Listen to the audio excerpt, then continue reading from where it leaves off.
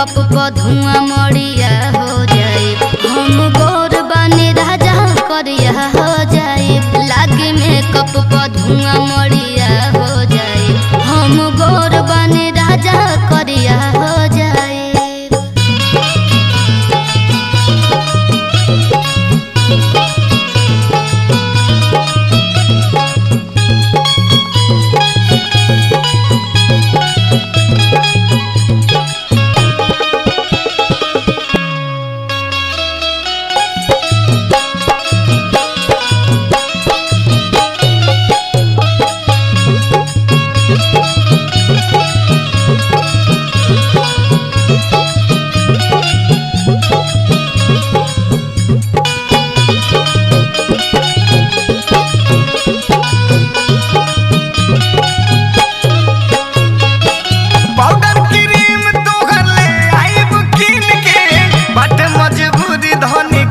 कुछ दिन के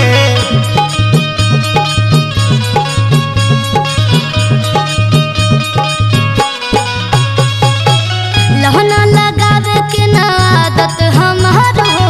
भूकब गोईठा तो पर जाई